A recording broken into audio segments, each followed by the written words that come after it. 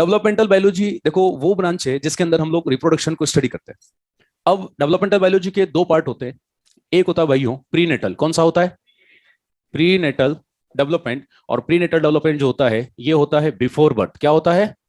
Before birth. कि before birth आपका development जो हुआ है उसको प्रीनेटल बोलेंगे। और एक होता है पोस्टनेटल। क्या होता है?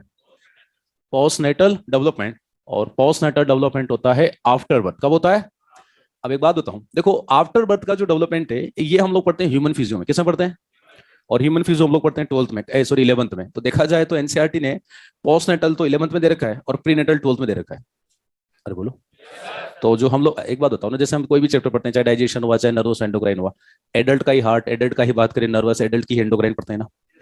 बच्चे की तो कभी नहीं पढ़ते। अरे बोलो। तो आपने जो ह्यूमन फिजियो पढ़ी है वो खुद की पढ़ी है और हम एडल्ट हैं। अरे बोलो।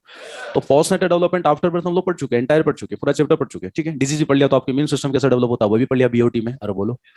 ठीक है। अब आता है प्रीनेटल डेवलपमेंट।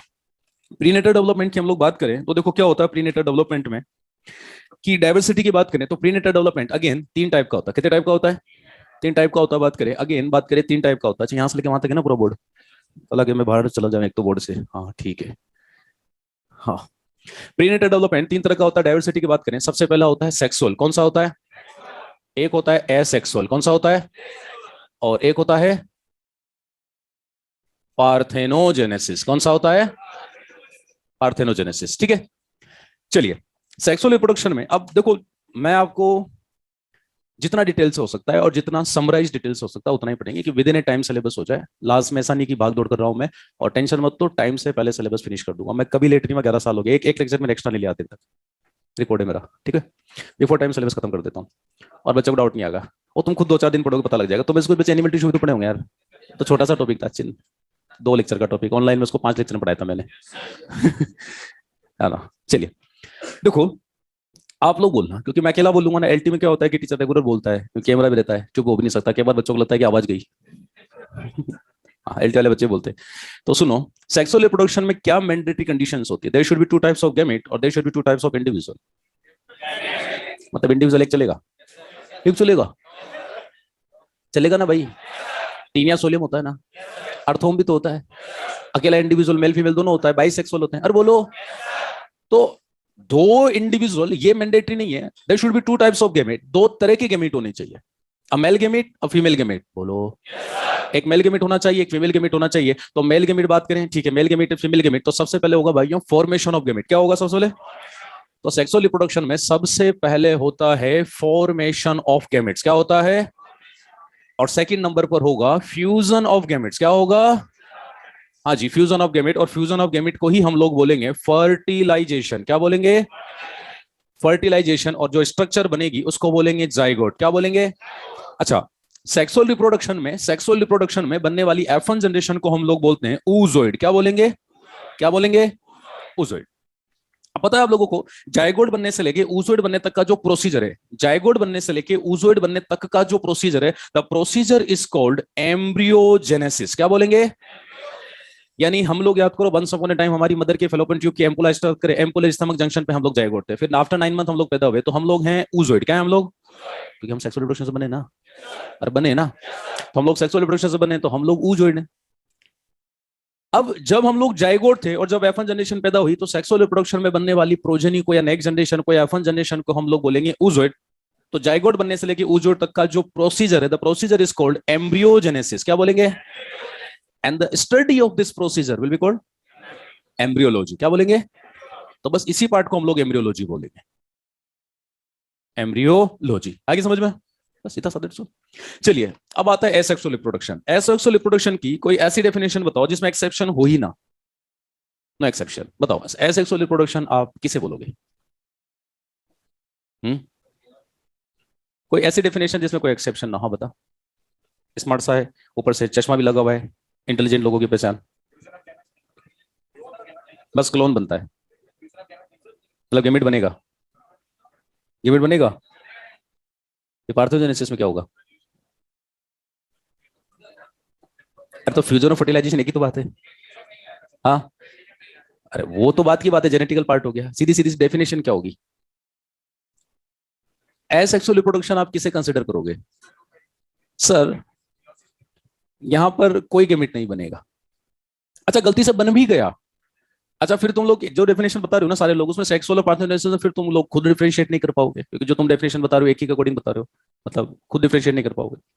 एसेक्सुअल रिप्रोडक्शन में एक डेफिनेशन मैं आपको बताता हूँ जो 99.9999999% सही है, कि without formation of gamete, gamete का फॉर्मेशन नहीं होगा और उस ऑर्गेनिज्म के सोमेटिक पार्ट से नई प्रोजेनी बन जाएगा, नई ऑफस्प्रिंग बन जाएगी। अरे बोलो, उस ये एसेक्सुअल रिप्रोडक्शन होता है।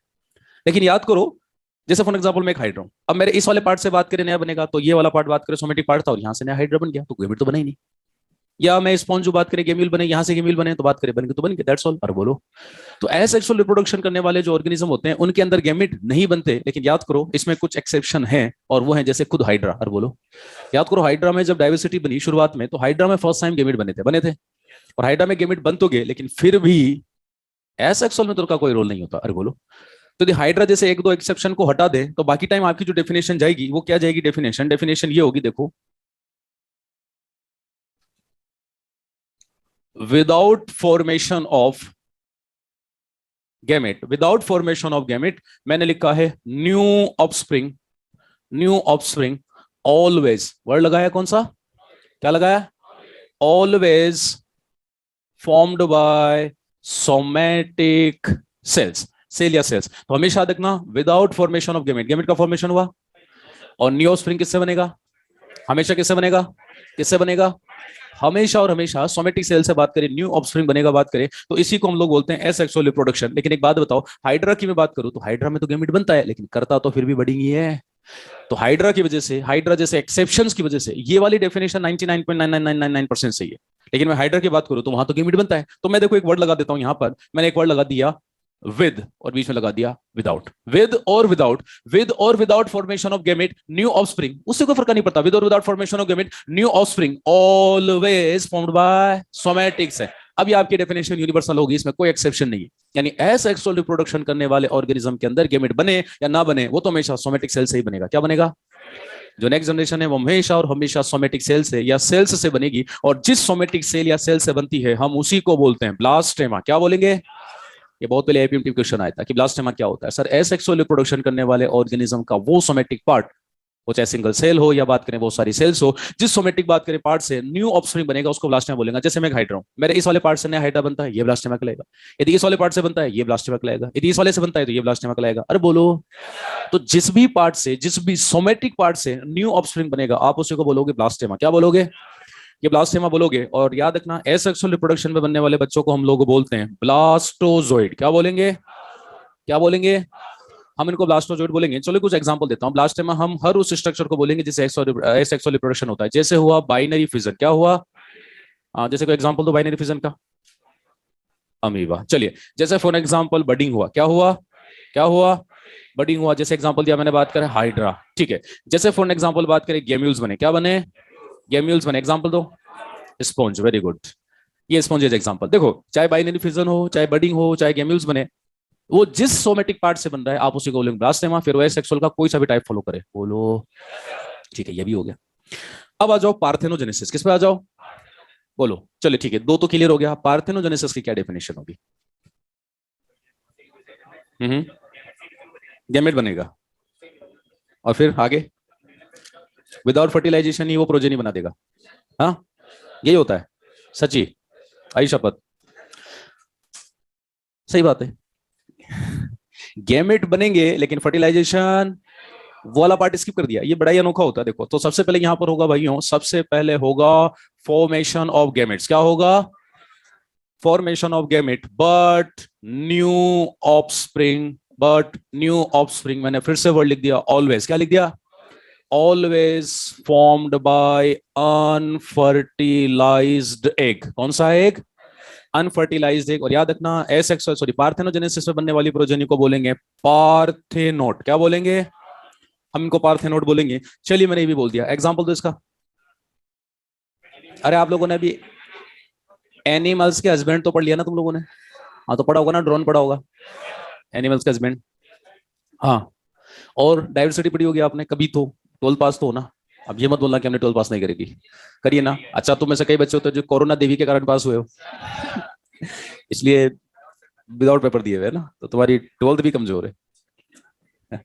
और अब की बार दोबारा कोरोना आ गया ना, देखो अब तो नहीं आना चाहिए, परेशानी हो गया अब तो ज्यादा ही।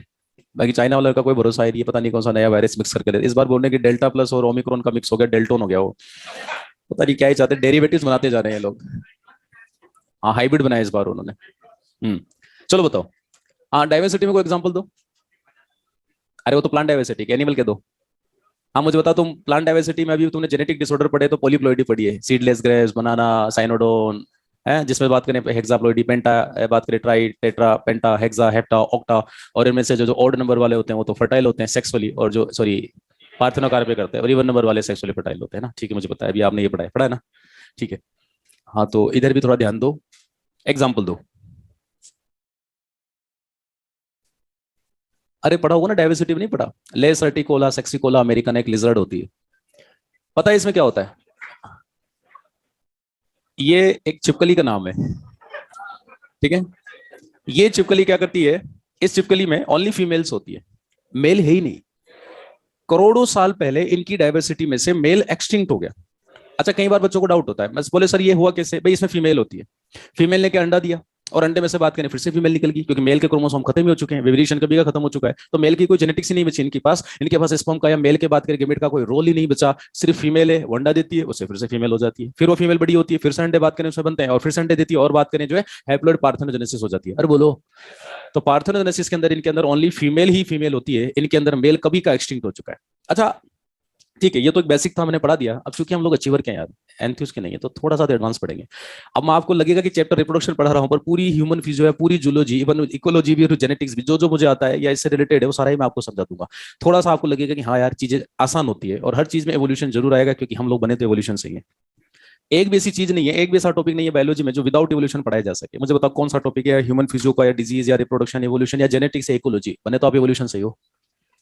आप फूड चेन पर राज कर रहे हो क्योंकि आपके अंदर सेक्सुअल रिप्रोडक्शन होता है। सर हमें तो इंसाफ सर ने बताया था कि हाइपोथैलेमस होता है, इकोलॉजी में तो वही लिखा हुआ है एनसीईआरटी में, टेंशन मत लो, हाइपोथैलेमस तो कुत्ते के पास भी है या शेर के पास भी है। अरे बोलो, अरे बोलो, वो तो राज नहीं कर रहा, बात करें, या एक गाय तो राज नहीं कर रही, हम राज कर रहे हैं, क्योंकि हमारे पास पोलर बॉडी भी बनती है, हम लोग मेस्ट्रोसाइकिल भी चलाते हैं, हमारे पास मेटरनल पेटर्नल केयर सबसे अच्छी होती है, हमारे पास ये घर होते हैं। अरे बोलो, तो बहुत सारे लॉजिक होते हैं, टेंशन मत, तो मैं सारे लॉजिक दे दूंगा तुम लोगों को, फूड चेन पे अब राज क्यों कर रहे हो मैं रिप्रोडक्शन में पढ़ा दूंगा, और तुमको पता भी लगेगा। अच्छा रिप्रोडक्शन में आप लोगों को सबसे बड़ी समस्या मैं बताऊं, देखो इतने सालों को मुझे पढ़ाते हैं, पूरा चैप्टर पढ़ा दो, मेल रिप्रोडक्शन पूरा समझ में आता है, रिप्रोडक्टिव हेल्थ लगभग समझ में आ जाती है, मेस्ट्रोसाइकिल को सर ये पल्ले नहीं पड़ता है, L H F S H gene R H inhibin oestrogen progesterone, ये समझ में नहीं आता कि को, तो ये कि एनसीईआरटी ने वो क्या दे रखा है, यूं यूं यूं यूं करके, क्या वो बात करिए जो है पर्वतमालाएं बना रखी है। अच्छा करके बात बताऊं मैं तो, यदि तुम क्लास मिस नहीं करोगे, मतलब मैं तो ये बोलूंगा कि जो ऑनलाइन पढ़ रहे हैं कोटा में, ये तो आई जाओ क्लास में, ज्यादा बढ़िया, एक एक हार्मोन याद करा दूंगा, और मैं जिस दिन हेडिंग डालूंगा ना कि मेस्ट्रोसाइकिल, उससे पहले तुम्हें मेस्ट्रोसाइकिल पूरा याद करा दूंगा, यानी जिस दिन हेडिंग डालूंगा उससे पहले तुम्हें मेस्ट्रोसाइकिल का एक एक हार्मोन एक एक दिन का याद करा दूंगा, 28 दिन का होता है साइकिल, पूरा याद करा दूंगा, वो मेरी टेंशन है, बस सुनते जा रहा। बीच बीच में बात करें जो है, मतलब समझ रहे हो ना, क्लासे मिस मत करना, क्योंकि अभी वैसे अब तो मार्च आ चुका है, अब तुम लोग क्लासे मिस करके क्या ही करोगे, नॉर्मली बच्चा फरवरी के सेकंड वीक में करता है क्लासे मिस, तो मार्च आ गया, अब तो होली है, होली के बाद अब तो कोई त्योहार है भी नहीं, अब तो सीधा नीट आएगा, बड़ा फेस्टिवल है, तुम्हारी 8-10 साल की तपस्या काम आएगी वो, याद करो। जब पहली बार संकल्प बिल्डिंग बनी थी 2008 में, तब तुम लोग फर्स्ट टाइम एंथ्यूज में आए थे।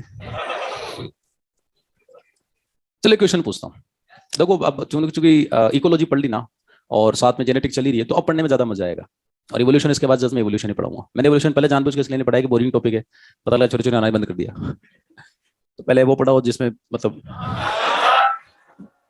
हाँ, चैप्टर विद जीरो हेटर्स, है ना, मीम यही बनते हैं अपने ना, तो कई बार जब हम लोग मीम देखते हो लगता है कि अपन भी तो ये पढ़ाते हैं यार, आईआईटी वालों को लगता होगा, तुमसे पूछते होंगे यार तुम लोग क्या पढ़ते हो, ये लोग, उनको बोला करो हम लोग डॉक्टर बनने वाले हैं, है ना, तो क्लास में ऐसा डिसिप्लिन रखना कि लगे साइड वाले को कि भैया डॉक्टर पढ़ रहे हैं, नहीं तो इस वाले साइड वाले बेच का मेंटर भी मैं ही हूँ जो साइड पे एल्टी लगती है, बात करें वाई वालों का, ठीक है। अब इधर देखो, एक बात बताओ, ह्यूमन में पार्थेनोजेनेसिस पॉसिबल हो सकती है क्या? ठीक है, अब जो लिखा हुआ लिखे रहने दो, अब आ जाओ तुम नॉलेज पर, अब लो तुम नॉलेज, वही विद इन एनसीईआरटी चलेंगे, हाँ आउट ऑफ टॉपिक चले जाएंगे, लेकिन आउट ऑफ सिलेबस नहीं जाएंगे, चाहे जूलॉजी में जाए चाहे बॉटनी में जाए, वो मैटर नहीं करता, आपको समझा दूंगा, मेरी टेंशन है कि लिखे हुए नोट्स उनको कहीं भी मिल जाएंगे, ठीक है।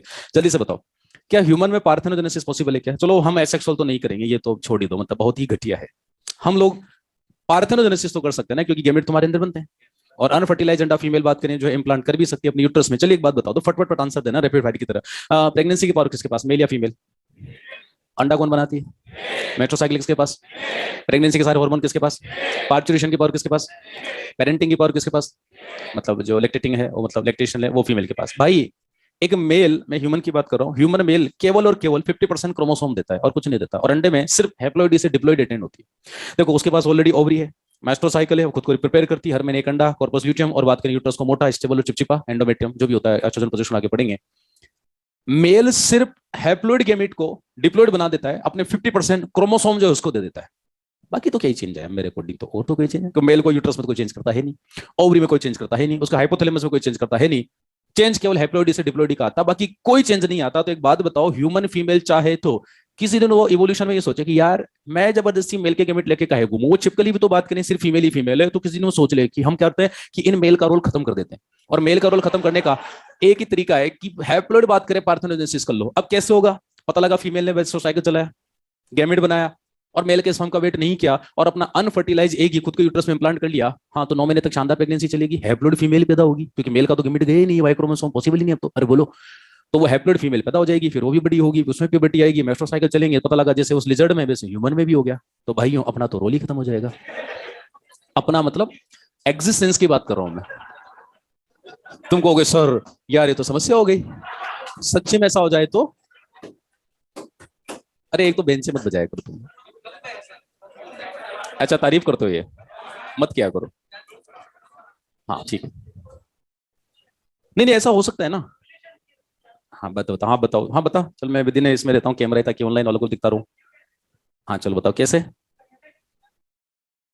अच्छा, और क्या क्या होगा? मैं बताऊं? चलो इसने सही बोला, पर मैं सारे रीजन दे देता हूँ, सुनो भाई और रटो मत, इधर देखो। हम लोग ह्यूमंस हैं, और हम लोग ओनली 20 लाख साल पहले इस धरती पर पैदा हुए, अफ्रीका में, होमो हेबिलिस 2 मिलियन ईयर एगो, क्योंकि 3 to 4 मिलियन ईयर एगो तो ऑस्ट्रेलोपिथेकस रहा करते थे। अब 2 मिलियन ईयर एगो ह्यूमन बनाए, और ह्यूमन 4 अरब साल जो टाइम फर्स्ट जो लाइफ बनी थी, और 4.5 अरब साल पहले आपकी जो प्लानिट बना था, कि जो ग्लोब बना था, 4 अरब साल पहले फर्स्ट लाइफ बनी, 3 अरब साल पहले 3 बिलियन ईयर को first non cellular, 2 billion year को फर्स्ट सेलुलर लाइफ बनी। एनसीईआरटी में लिखा हुआ है, इवोल्यूशन के एनसीईआरटी में, ठीक है, पेज नंबर 127 128 पे लिखा हुआ है। पिछले 4 अरब सालों में, यानी 4 बिलियन ईयर में, हम लोगों ने बात करें, सोचो कितने अरबों म्यूटेशन झेले होंगे। हमको वायरस तो है नहीं, हल्का सा म्यूटेशन वाली मिट गई। इवन आपने तो अभी पढ़ा है, तो आपको तो पता होगा कि ह्यूमन में कैंसर भी एटलीस्ट मिनिमम तब होता है जब आपको 13-14 म्यूटेशन होते हैं मिनिमम। सिर्फ अकेले प्रोटोन को जीन को उनको जीन में कन्वर्ट होने से कुछ नहीं होता, सिर्फ अपोप्टोसिस जीन में म्यूटेशन से कुछ नहीं होता, सिर्फ ट्यूमर सप्रेसर जीन में म्यूटेशन होने से कुछ नहीं होता, आपको बहुत सारे इनके इंटरमीडिएट म्यूटेशंस भी चाहिए होते हैं। मिनिमम 13 से 14 म्यूटेशन ह्यूमन में कैंसर क्रिएट कर सकते हैं। लेकिन एक वायरस म्यूटेशन, एक छोटा सा हुआ तुरंत हो गया, कोई प्रोटेक्शन नहीं। आप पिछले 4 अरब सालों में इतने म्यूटेशन झेल चुके हो कि आपकी एक्यूरेसी, आपकी जेनेटिक्स इतनी बेहतरीन है, और आप फूड चेन पे राज कर रहे हो। अब फूड चेन पर आप राज कर रहे हो, तो आपको क्या होगा कि जेनेटिक्स में टॉप पे बने रहना है, और जेनेटिक्स में टॉप पर बने रहना है तो आपको चाहिए वेरिएशन। क्या चाहिए? और वेरिएशन देता है सेक्सुअल रिप्रोडक्शन। हार्डी विनबर्ग के क्रियो में क्या बोलता है भाई कि P square Q square plus 2 P two 1 नहीं होना चाहिए। P square Q square plus 2 P two 1 नहीं होना चाहिए। उसमें जितना ज्यादा वेरिएशन आएगा उतना ज्यादा इवोल्यूशन होगा। और एक बात बताओ, इन तीनों में से, सेक्सुअल एसेक्सुअल पार्थेनोजेनेसिस में से, जो 5 फैक्टर हार्डी विनबर्ग को अफेक्ट करते हैं, उसमें से एक फैक्टर ये भी होता है। तो हमारी नेचर तो ये चाहेगी ना कि ह्यूमन फूड चेन पे टॉप पे तब बना रहेगा जब उसके नेचर में सिलेक्शन के चांसेस बढ़ेंगे। तो हम लोग बोलते हैं ना, डार्विन भी ये बोलता था, more variation more evolution. Hardy पर भी ये बोलता है कि more variation more evolution, no variation no evolution. अब एक बात बताओ, यदि ह्यूमन जेनेटिक्स में ह्यूमन फीमेल पार्थेनोजेनेसिस करती तो ठीक है, मेल का रोल खत्म, मेल खत्म खत्म, क्योंकि क्रोमोसोम आपकी गई नहीं, जेनेटिक्स गई नहीं, तो सिर्फ फीमेल बचेगी, और सिर्फ फीमेल बचेगी भाई हो। तो एक दिन फिर नेचर है ना वेरिएशन मांगेगी, जब नेचर चेंज होगी तो बोलेगी चलो भैया अब आपके अंदर कौन फिट है उसको सेलेक्ट करेंगे, तो फीमेल बोलेगी हम तो आइडेंटिकल है। अरे बोलो। और जिस दिन नेचर को वो पसंद नहीं आएगी, फिर उनका सबका एक साथ सुपड़ा साफ करेगी, क्योंकि नेचर को वेरिएशन पसंद है। हार्डी विनबर भी ये बोलते हैं, और डार्विन भी ये बोलते हैं। पहली बार डार्विन ने बोला था, अरे बोलो, डार्विन ने ये तो बोला था बात करने की, हर इंडिविजुअल वेरिएशन होता है, नेचर वेरिएशन पर वर्क करती है, और वेरिएशन आप में पहले से होती है। एक बात बताओ, यदि ह्यूमन फीमेल पार्थेनोजेनेसिस करती है तो पता है क्या होगा? चलो ठीक है, मेल खत्म हो जाएगा, पर भाई 2, 5, 10 लाख साल बाद जिस दिन नेचर चेंज होगी, फिर वो वेरिएशन मांगेगी, तो ह्यूमन फीमेल वेरिएशन नहीं दे पाएगी। नेचर बोलेगी ठीक है अब तुम्हारा भी सुपड़ा साफ। तो फीमेल यदि इवोल्यूशन में आगे अकेली गई तो लिख के ले लो, ज्यादा आगे नहीं जा पाएगी।